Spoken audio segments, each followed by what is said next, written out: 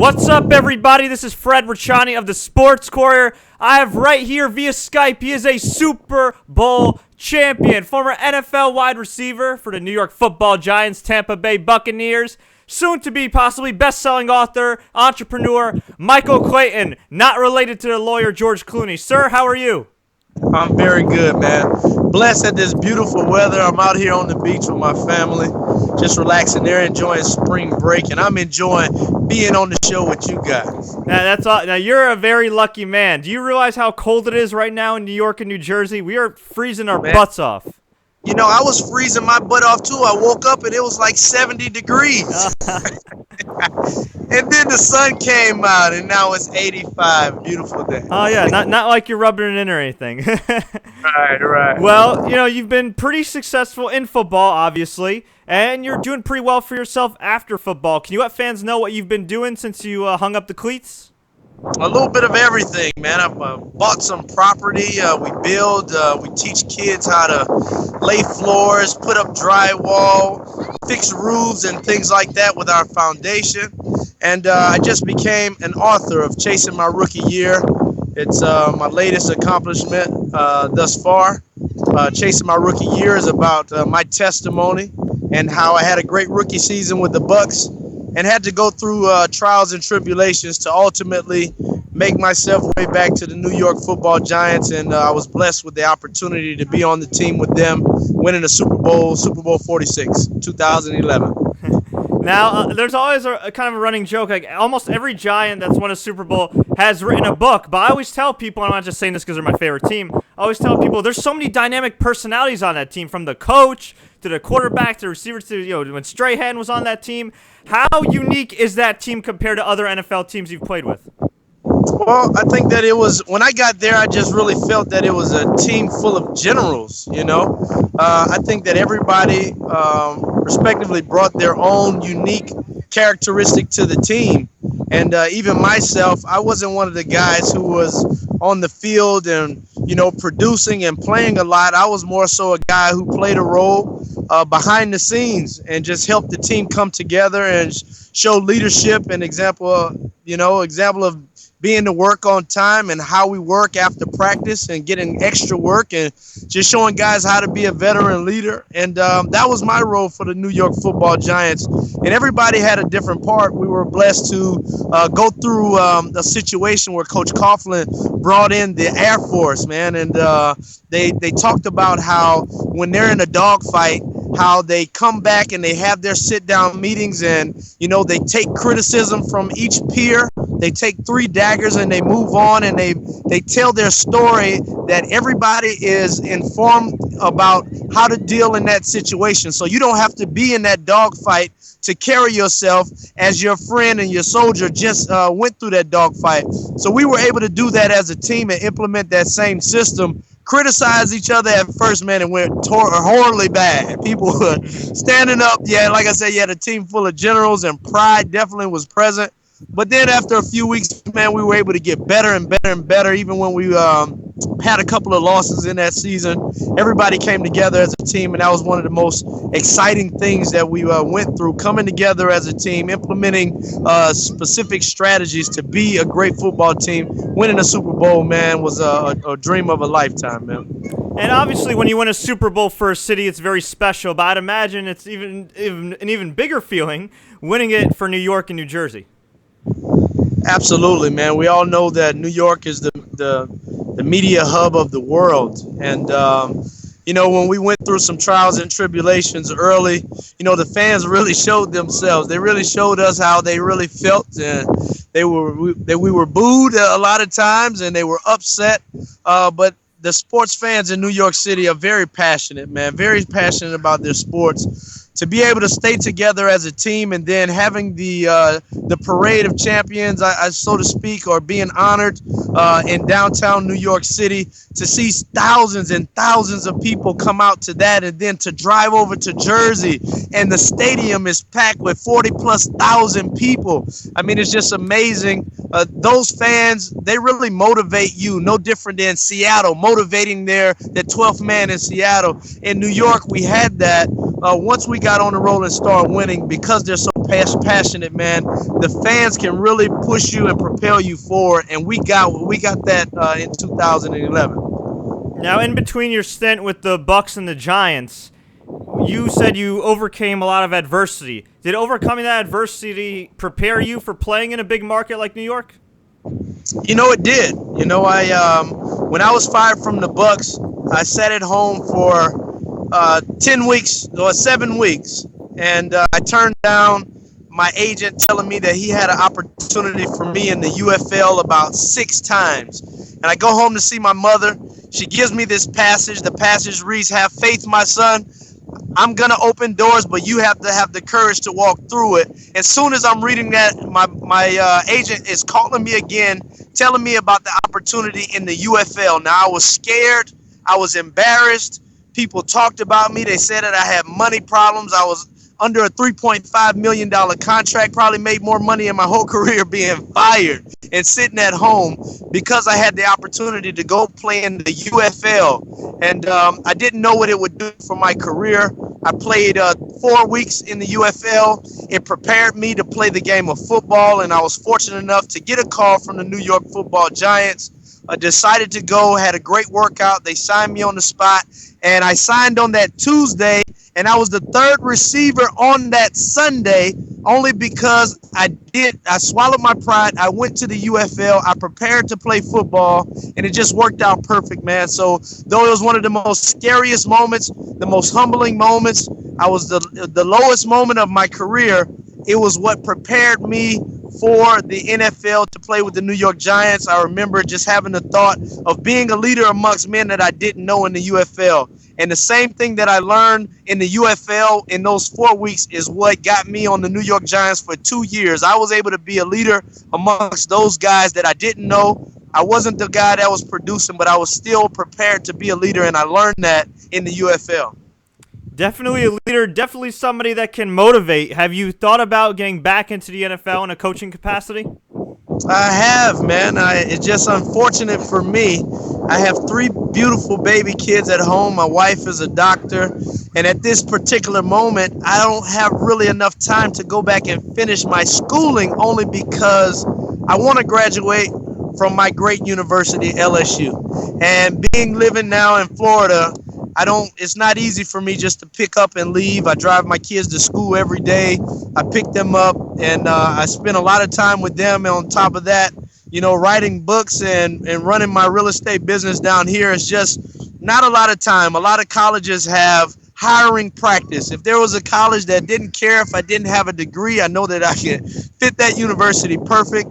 But I'm not the one to fret or get down on that. I know that the perfect situation will happen sooner or later. I think that my heart's desire, every time I get a chance to coach high school kids and coach college kids, I had a great opportunity to go to Pensacola, and with all of the draft picks that are down there, Jarvis Landry, some other guys from LSU, Jadeveon Clowney was down there, and just getting a chance to share my story. I know that coaching was always my plan C, only because I knew that I can always fall back on it. But given this perfect situation, if I get an opportunity, I probably will be a football coach. Your former teams had some terrible seasons. It hasn't been looking good for them. I think the Giants still, with Eli Manning and Tom Coughlin, at least for one more year, are well prepared to still at least go for it now and win right now. The Bucs, on the other hand, still more of a rebuilding project. What do you expect from both teams in the next year or so? Well, I expect the younger guys to get older and to mature. When I touched down in New York, the first thing that I saw was how many picks Eli Manning threw. And then after evaluating the film, 90% of the picks that Eli Manning threw were the receiver's fault. So I had an opportunity to go down there and show some veteran leadership and help those guys get better as a group. And we did. They were the strong point of that Super Bowl season. They showed themselves approved. They worked hard in the offseason. They were there in terms of us going through a lockout. And they really got a chance to get better with the right leadership. I had done 7 years in the league, and I had been through the fire, and they were willing to learn. And what you have is you have a lot of young guys, from what I've seen through Eli. You have to prepare like Eli prepares. Now, Eli can't micromanage you. You have to get in the lab and you have to focus. You have to study away from the office, and you have to put forth your very best effort. And I just look forward to younger receivers not having to be led by older guys, them actually taking the reins and leading themselves, and also leading the younger guys. I think that you'll have a better showing in New York just from that. A group of guys who have been together a long time, and one more year to mature makes a big difference in the UFL. In terms of the Bucs, I feel like Lovie Smith is a guy who's proven. You have great players down here with the Bucs. Coach Schiano, unfortunately, didn't have enough time to get his way across. I believe that he was a great football coach, but in the NFL, it's not for long. And you have to be really paying attention to detail when you come into the league. You can't force your will on a player when you are not proven as a head coach. And unfortunately, he fell victim to that.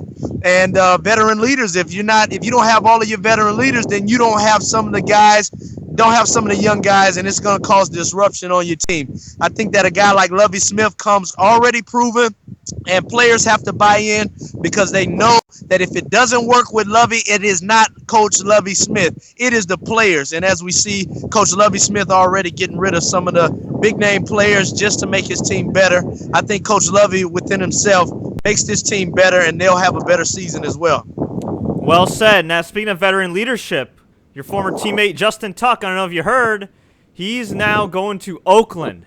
I know the Giants, had the reasons for not paying him all that money. It's understandable. He is getting older. But how big of a loss is Justin Tuck just from a leadership standpoint? Well, I love Justin Tuck to death. Justin, in New York, like we talked about earlier, you had a lot of different personalities. Now, if Justin Tuck is not healthy, if Justin Tuck is not sacking the quarterback, I don't think that he's that much, and I don't want to make it sound bad, but he's not that type of leader. Justin Tuck is the type of leader that leads by example, by what he does on the field. So if he's not performing, you're not getting the full benefit of having a Justin Tuck on your team. And in the same way as Eli Manning. Eli Manning is not a hoorah guy. He's not a guy that's going to get you pumped up as well. So if Eli is not playing as well, what sense does it do to pay Eli all of that money? But you have guys like like an Antrell Roll who was there, a Corey Webster. Hopefully he may sign back with the Giants. These are the type of guys who police your locker room. And that is the most important thing in the NFL. Who is going to police the locker room? So I don't think that they lose much in losing Justin Tuck. They have Pierre Paul there who's going to show up big. They have some young guys coming up on the defensive line. They built that team. Jerry Reese has done a great job. He's familiar with his team. He's been great in bringing in guys and new guys. So I think that they're going to be better with that. I don't think you lose much in losing Justin Tuck to Oakland. You're a guy that's obviously been very successful off the field. We had the news a few weeks ago about Vince Young and his bankruptcy, and it's just a storyline that's sadly all too familiar. I'm just wondering, as a guy that was in the league for a long time, do they have a program that mentors young players on money management? And if they don't, do you think they should instill that with, say, somebody like you? Without a doubt. It's obviously a great opportunity for guys like myself. I'm not the only one in the league who makes good decisions. I've made some bad decisions. That's why I know how to make the right decision. I was blessed to sign a second contract. Thank God for the Bucs for doing that and giving me a second opportunity to make some better decisions. I think that the NFL thinks that the rookie symposium is a perfect time to bring in older coaches or bring in older players. And the reality is that player development position on each and every team should be the guy. He sees the players every single day. He knows the players. The players will feel comfortable with them because there's a great deal of pride going on. Players won't tell you if they made a mistake financially unless you're friends with them, unless you're able to establish a relationship with them. So having the rookie symposium, yes, that's good. It's a great platform. You have everybody there, but you really more so need a guy in the locker room that can communicate with these players on a day-to-day basis, them and lead them on a day-to-day basis. And to me, it's the player development guy on each and every team. Now, also, that guy is the same guy who's going to bring chemistry with your team. If you have a guy who's making great decisions financially, you're going to have a guy who's more willing to work on the field. And it's just a sense of, I've been through the fire. I know what makes you comfortable, what makes players comfortable, and having a guy that's so close. You're not going to go tell your coach that you're having financial problems. You're not going to tell, you're not going to tell certain people or administration that you're going through certain things. There needs to be in place a guy on the team that communicates with these guys every single day that can help them in those situations. And I applied for the Bucs player development, but I never got that call back from Lovey. So maybe, I understand each and every coach has to go through, brings in their own people. But from my standpoint, being a player, just not far removed from the NFL, that player development position can make a big difference on each and every team. Well, listen, man, we'll definitely try to get you hired. We'll have people tweet the hashtag HireMC. I like it, man. Hi, but more so buy the book, because I just got a great word from a producer friend of mine. The book Chasing My Rookie Year is about to become a movie, and I look forward into that. I don't know if I'll be the headline, though I am quite good looking, I'm more so excited about the word and the message that I'm giving in this book.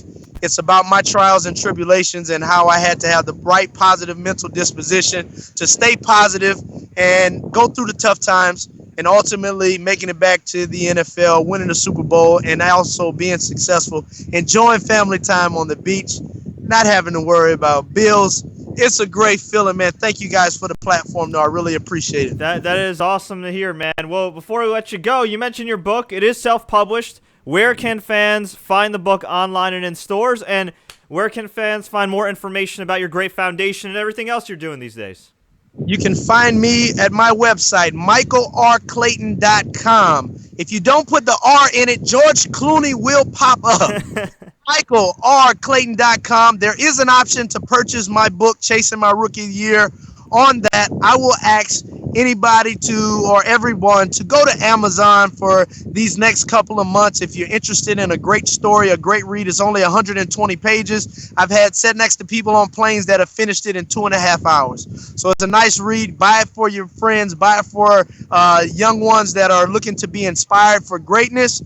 Amazon.com and any major online advocate will have my book available. Amazon.com. All I need is 2,000 copies to help me become a best-selling author. All of my LSU fans, they go to Michael R. Clayton because they want the signed autograph copy. So help me out. Help me out become a best-selling author, buying it on Amazon, and I would love to bless you guys with all of the book tours that we have planned. Sign your book for you, get to meet you, take a picture, all that good stuff. Thank you, guys. That's great. And, of course, you can also follow Michael Clayton on Twitter at mclayton83nyg, which also has info on his great foundation as well.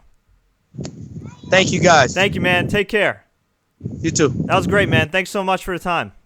It's all right. Have a good one.